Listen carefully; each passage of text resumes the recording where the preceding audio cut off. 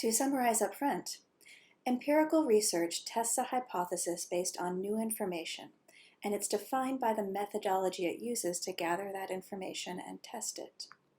In addition to explaining what that means, this video covers the following points: the distinction between an empirical and normative question, and between a hypothesis and a thesis, or what I call research versus theory. So I have said several times that the focus of this class is empirical research on political science. So what exactly is empirical research? In this video, I try to answer that question, and it's harder to identify than you think. The first key distinction you need to be aware of is the difference between empirical and normative questions. The definitions of these terms are fairly straightforward. Empirical research is based on observation, while normative questions are based on norms or values. So empirical questions focus on what something is, how it happened, or why it happened. And in this class, we're going to particularly focus on the how and why questions. By contrast, normative questions focus on what should be. They are questions about right and wrong, about the moral dimension to a policy. We are certainly not going to ignore ethics and morals here, but you evaluate normative questions in a different way than you evaluate empirical questions. An example of this distinction is in legal research. Legal research has empirical and normative elements. You need to establish the facts of an individual case, what actually happened.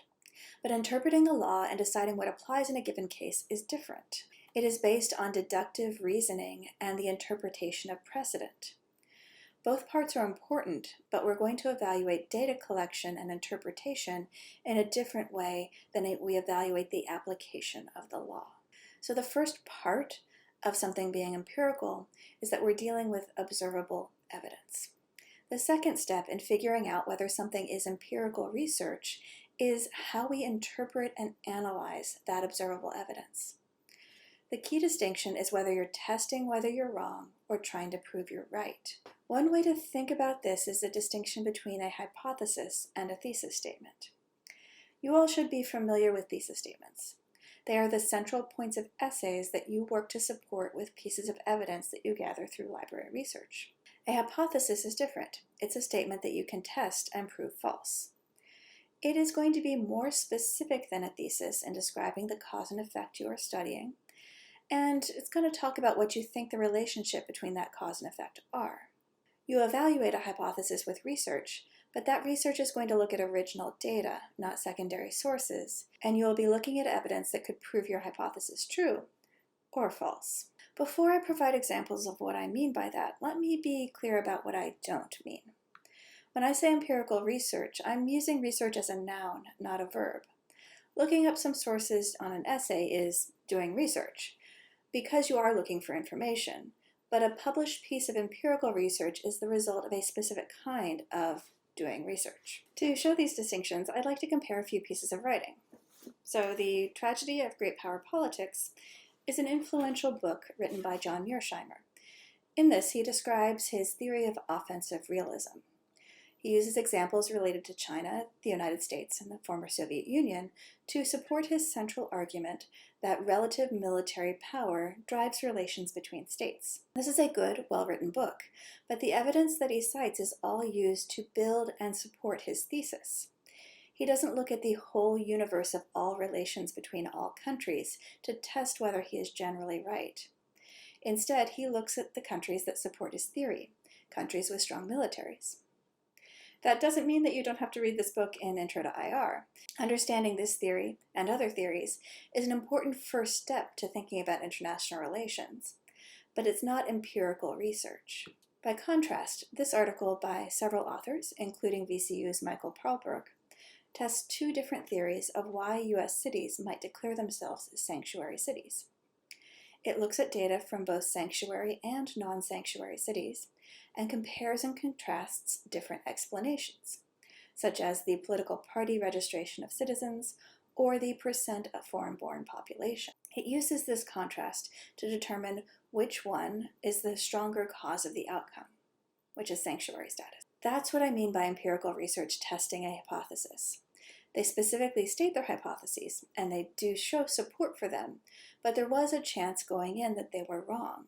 they didn't know the outcome in advance. That is the core, but there are several other indicators that can help you figure out quickly what you're looking at. First, did the material you're looking at gather original data in a systematic way? Empirical research has a data gathering process, DGP, or a methodology. Academic journals aren't the only place you can find empirical research. For example, think tanks and government organizations also produce it. And what they produce tends to be this type of research. Research that presents new information about something we didn't know before. For example, this report published by the Brookings Institute is a case study of a specific education program in Bangladesh. It reviews in detail how well it worked when a small program scaled up to be used in other places. What makes it empirical research is the description of their methodology, how they gathered information in a systematic way about the topic. They didn't just talk to people they agreed with or talk to the first people they found. They came up with a plan on how to get a good sample of information from a variety of sources. This is also a good example of how not all research needs to be based in numerical data. Interview data and participatory experience are equally valid ways to learn about a topic. Another example of the distinction between a methodology and just gathering information is online polling. There are many standards that polling companies use to try and get an accurate representation of public opinion, including random sampling, meaning you ask a group of people that could actually represent the population you are trying to study. Polling counts as research when the authors of a study are clear about how they selected who they would survey and what they did to make sure that that group represented the group that they are interested in. This research might be good quality, a true random sample, or it might be biased, underrepresenting Republican voters, for example. But since it is clear about the standards used to evaluate it, it is research. Polling is just entertainment when there's no effort to track or control who answers questions. Most internet polls fall into this category, which is why you get outcomes like voting with Boatface. A second question you can ask about an article to see if it's empirical is whether it was published in a peer-reviewed journal. This is not the best way to identify empirical research, since these journals publish things other than research articles, and you can also find empirical research in other places. But this can be a very straightforward first cut. Research articles tend to look a certain way. For example, they have a data or methodology section, and this can be a fast way to evaluate what you're looking at. So I'm going to cover what peer review means in my next video, and how to read a research article in the one after. All of this matters because how you assess a theory or opinion piece is different from how you evaluate empirical research.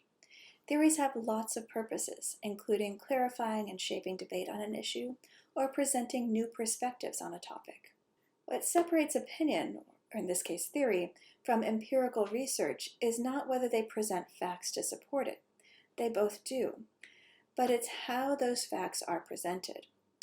It is relatively easy to find evidence that supports a specific argument, but empirical research is valuable because it can be hard for arguments to hold up under different conditions. And that's what we're going to focus on this semester.